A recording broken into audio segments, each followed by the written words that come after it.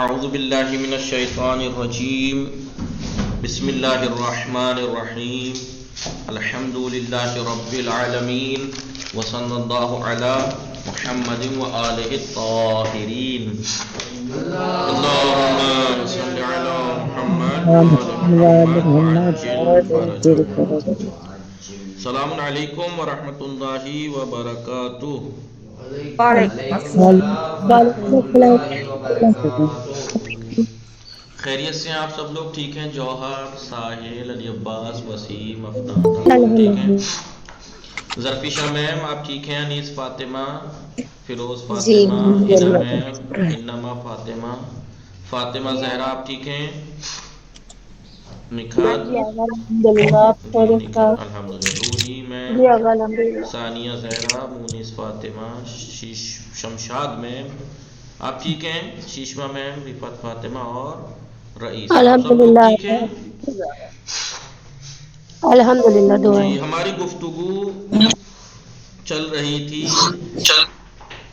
طالب علم یعنی استاد اور شاگردوں کی ذمہ داریوں کے بارے میں چل رہی تھی. علم اور تعلیم کے سلسلے میں گفتگو شروع ہوئی تھی. اسی میں علم سیکھنے سکھانے میں کیا ذمہ داریاں کچھ جو لاگو ہوتی ہیں، کچھ وہ ہیں جو استاد کے لیے ذمہ داریاں ہیں، کچھ شاگرد کے لیے، کچھ دونوں کے لیے. کچھ فرائض اور ذمہ داریاں جو دونوں کے اوپر فرض ہیں وہ ہم پڑھ چکے. پھر بتایا تو وہ ذمہ داری جو استاد کے لیے ہیں وہ تین طرح کی ہیں. استاد کی ذمہ داریاں خود اپنے بارے میں، استاد کی ذمہ داریاں جی شاگرد کے بارے میں، استاد کی ذمہ داریاں کلاس کے بارے میں. کچھ ذمہ داریاں جو استاد کو کلاس میں سے.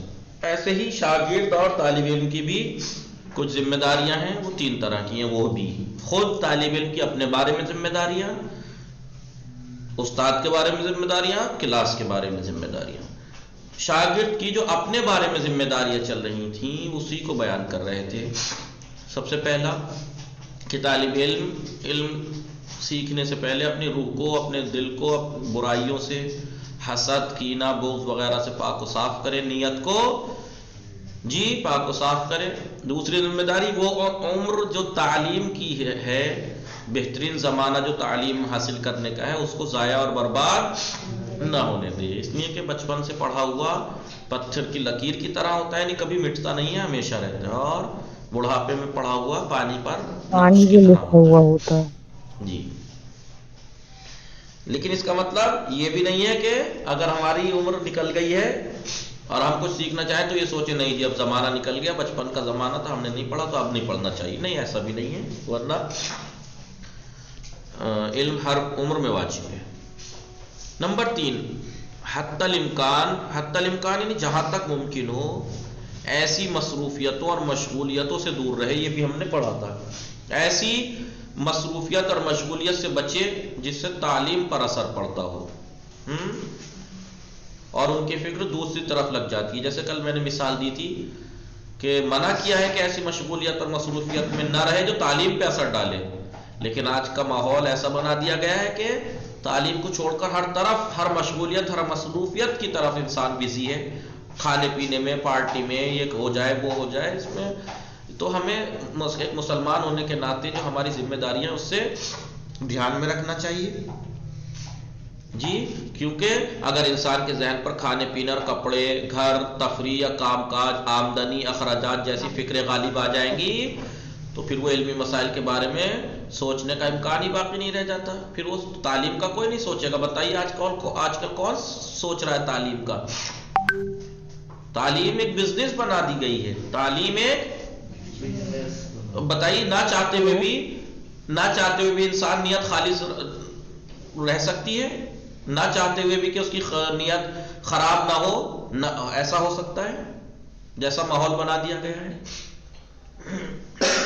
جی کروڑوں روپے میں کورس ہو رہے ہیں تو اب سوچئے جب اس کی نیتوں کو ایسا بنا دیا گیا، بزنس بنا دیا گیا، تو یہی ہوتا ہے نا کہ کروڑ روپے میں میں نے MBBS کیا ہے مثال کے طور پر، تو یہ 1 کروڑ تو مجھے نکالنے، تو کیا کرے گا؟ غریب عوام کو، پبلک کو، مریضوں کو لوٹے گا وہ.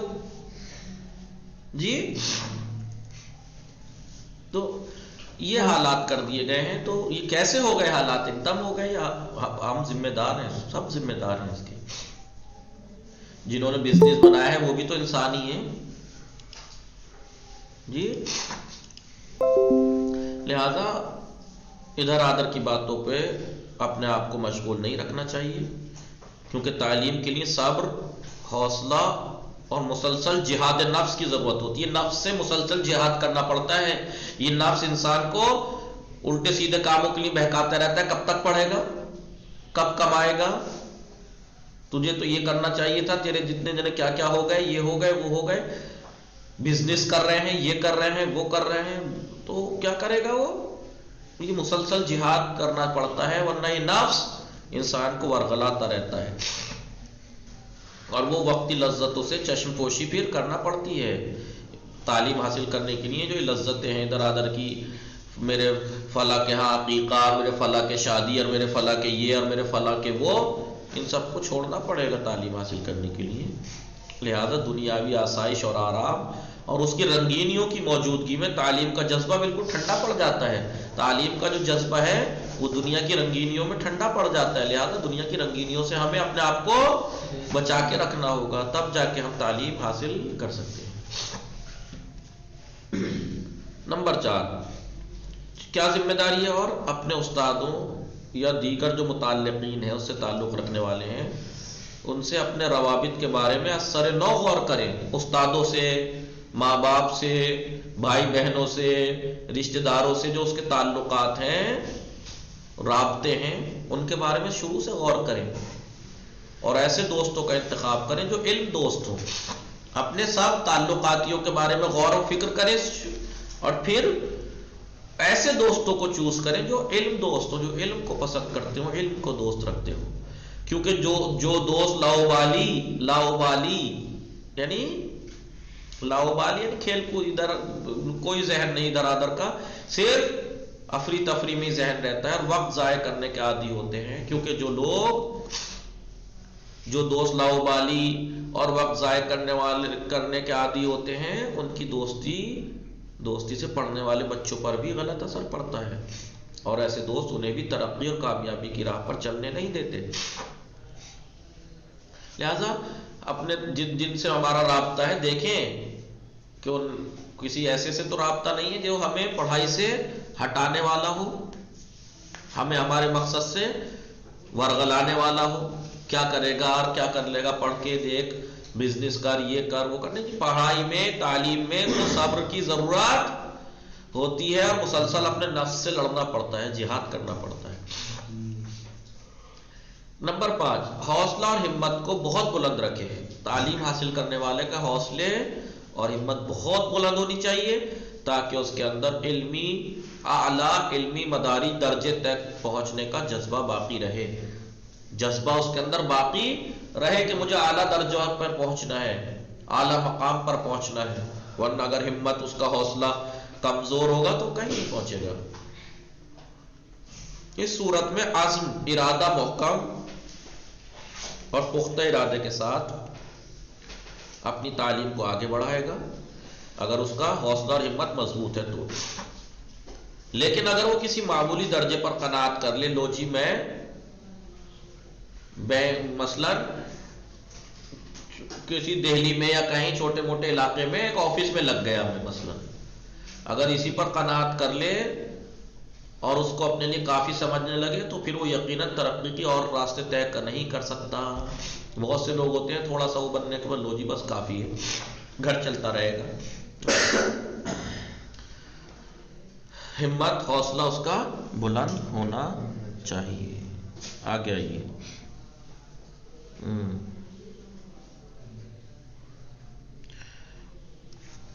علمی باتوں کے بارے میں اس کے اندر لگن اور شوق ہونا چاہیے. علمی باتوں کے بارے میں اس کے اندر لگن اور شوق ہونا چاہیے، اور جہاں کہیں بھی کوئی علمی بات نظر آئے اس کے بارے میں کسی قسم کی تساہلی اور سستی سے کام نہیں لینا چاہیے. ٹھیک ہے، کوئی بھی علمی بات نظر آئے وہاں پہ کوئی تساہلی نہیں، فوراً لے لے. نمبر 7 اور کیا ذمہ داری بنتی ہے؟ آئیے، اور ذمہ داری یہ بنتی ہے کہ تعلیم حاصل کرتے وقت عقل منطق کو معیار قرار دے، عقل کو معیار قرار دے اور صحیح طریقے سے تعلیم حاصل کرے، اور جب تک ابتدائی اور مقدماتی درجے طے نہ کر لے عمیق اور پیچیدہ گہرے مطالب کی طرف قدم نہ بڑھائے، ہارڈ چیز میں جا کے نہ گھسے جب تک اس کی ابتدائی سے نہ سیکھ لے، جی جب تک اس کے ابتدائی مراحل طے نہ کر لے، عقل سے کام لے، کیونکہ بنیاد مضبوط کیے بغیر بڑی بڑی کتابوں میں مشغول ہونا ایک غلط طریقہ کار ہے۔ بہت سے ہوتے ہیں کہ ابتدائی باتوں کو کتابوں کو چھوڑ کے بڑی کتابوں میں گھس بیٹھتے ہیں، کمزور رہ جاتے ہیں وہ ہمیشہ، کیونکہ بنیاد ظاہر سی بات ہے تو عقل استعمال ہونی چاہیے نا، عقل و منطق کو معیار قرار دے۔ عقل کیا کہتی ہے کہ بھائی جب تک نیو مضبوط نہیں ہوگی بلڈنگ عمارت کیسے مضبوط ہو جائے گی، جس سے کچھ حاصل ہونے والا نہیں۔ یہ وہ ذمہ داریاں تھیں جو شاگرد کو اپنے بارے میں خیال رکھنی ہے، دھیان رکھنی ہے۔ دوسری ذمہ داریاں جو شاگرد کے اوپر، طالب علم کے اوپر لاگو ہوتی ہیں، جو فرض اس کے اوپر ہیں، وہ استاد سے متعلق ذمہ داریاں ہیں۔ کیا ذمہ داریاں ہیں؟ نمبر 1، استاد کے بارے میں طلاب کا سب سے پہلا فریضہ یہ ہے کہ نیک اور صالح استاد کا انتخاب کریں، جی نیک استاد کو چوز کریں، کیونکہ ان کی فکری اور روحانی تعلیم و تربیت میں استاد کا بنیادی کردار ہوتا ہے۔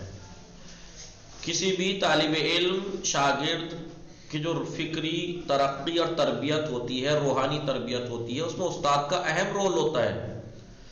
استاد کے نظریات، اس کا طور طریقہ بھی اس کے اندر اثر انداز ہوتا ہے، اتنا ہی اس سے بھی زیادہ بلکہ جو وہ پڑھا رہا ہے، جی استاد کون سی بات کتنے یقین کے ساتھ پڑھا رہا ہے، اس کا بہت اثر پڑتا ہے۔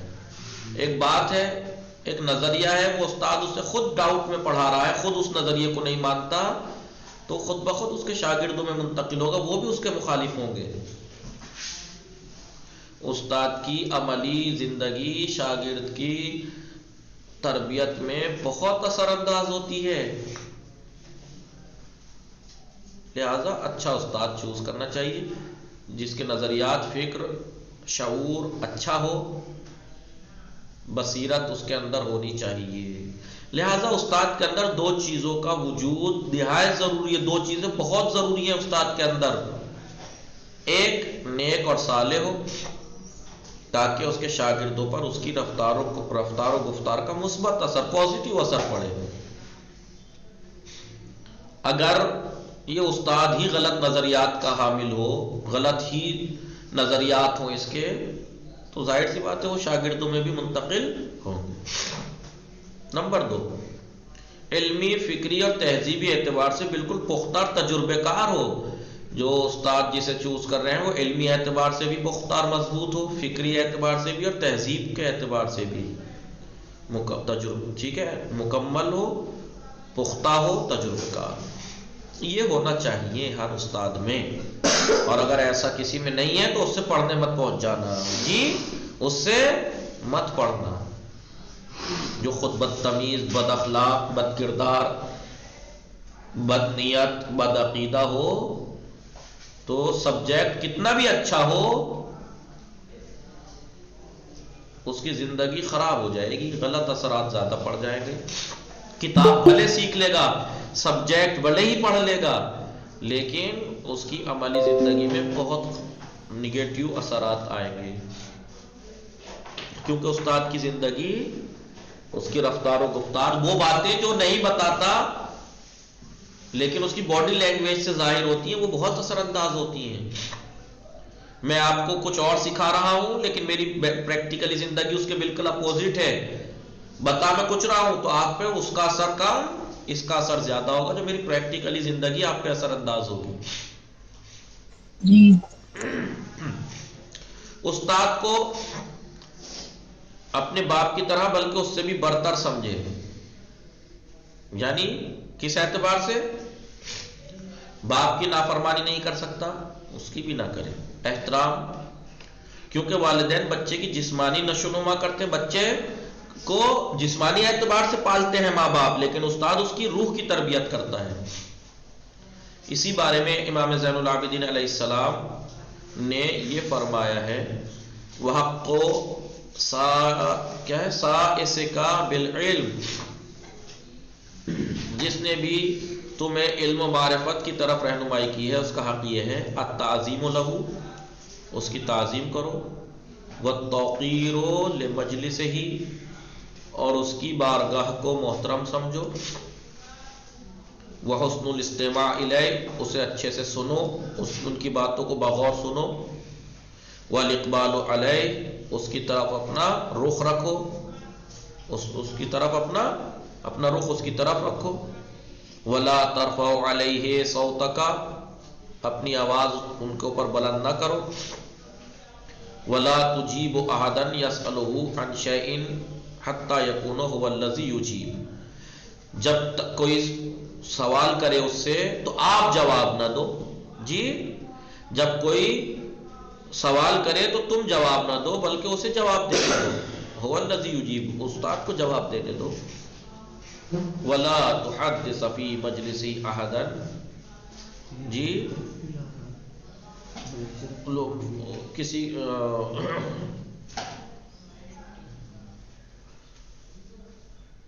اس کے موجودگی میں تم کسی سے باتیں نہ کرو، اس کے سامنے تم کسی سے باتیں نہ کرو. ولا تغتاب عن عنده احدا، اس کے پاس کسی کی غیبت نہ کرو، ان کے سامنے کسی کے سامنے ان کی غیبت نہ کرو. ولا تجالس له عدوا، اس کے دشمنوں کے ساتھ نہ بیٹھو. جی ولا تعادی له ولیا، اس کے دوست کو، اس کے ساتھی کو جو اس کو مانتا جانتا ہے اس سے دشمنی نہ کرو، دوستوں سے دشمنوں سے دوستی نہ کرو اس کے، اور اس کے دوستوں سے دشمنی نہ کرو.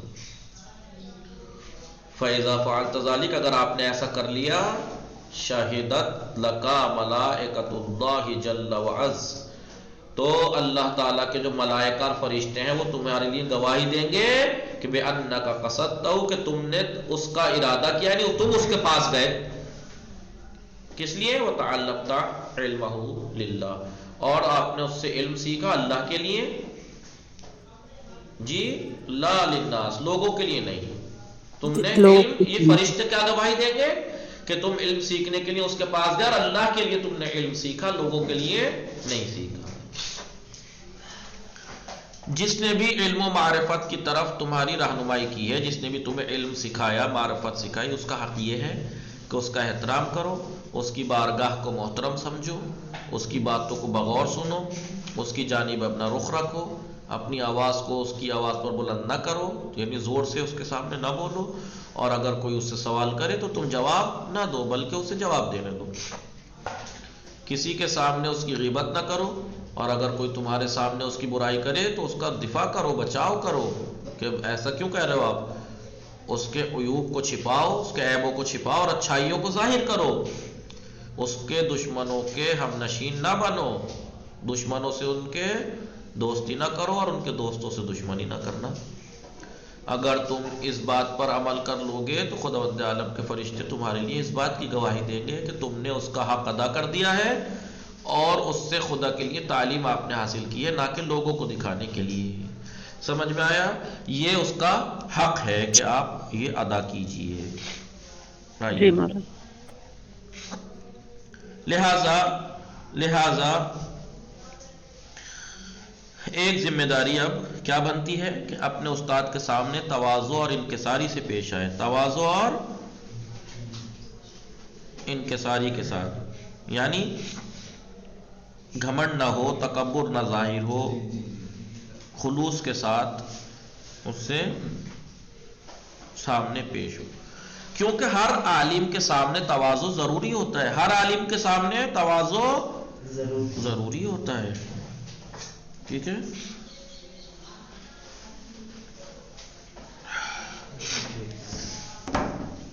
لہذا جو شخص عالم بھی ہو اور استاد بھی ہو، وہ تواضع کا زیادہ حقدار ہے. ایک تو عالم، اوپر سے استاد، اور دوسرے یہ کہ تواضع تعلیم کی بنیادی شرط ہے. آپ نے پڑھا تھا جب تک مین چیز ہے تواضع، اپنے آپ کی نیت کو خالص کرنا، تقوی، اپنے اندر سے برائیوں کو صاف پہلے کرنا ہے تعلیم سے پہلے. تکبر اور غرور کے ساتھ علم حاصل کرنا ممکن نہیں ہے. کبھی تکبر کے ساتھ علم نہیں جمع ہوگا، جہالت خود بخود آتی رہے گی اس میں. جیسا کہ پیغمبر اکرم صلی اللہ علیہ وآلہ وسلم نے ارشاد فرمایا ہے، تعلموا العلم، علم سیکھو، وتعلموا للعلم سکینہ، جی، اور علم کے لیے سکون و وقار اور سنجیدگی حاصل کرو. وتواضعوا، اور تواضع کرو کس کے سامنے؟ لمن تعلمون منہ، جس سے آپ علم سیکھ رہے ہیں اس کے ساتھ تواضع اور انکساری کے ساتھ پیش آئیں. علم حاصل کرو اور پھر علم کے لیے سنجیدگی اور وقار کا درس حاصل کرو، اور جس سے علم حاصل کرو اس کے ساتھ تواضع اور انکساری سے پیش آؤ. باقی ذمہ داریاں انشاءاللہ کل پڑھیں گے. لہٰذا ان چیزوں کا جب تک کتاب، دیکھیے ابھی تک کتنی دیر سے باتیں چل رہی ہیں استاد و شاگردوں کی باتیں، ابھی کتاب کی کوئی بات نہیں آئی ہے، کتاب کی سبجیکٹ کوئی بات نہیں آئی ہے، ساری باتیں اس سے ہٹ کے ہیں. تو لہٰذا کتاب بعد میں ہے، یہ چیزیں پہلے ہیں. یہ چیزیں نہیں ہوگی تو کتاب پڑھنے سے کوئی فائدہ نہیں ہوگا.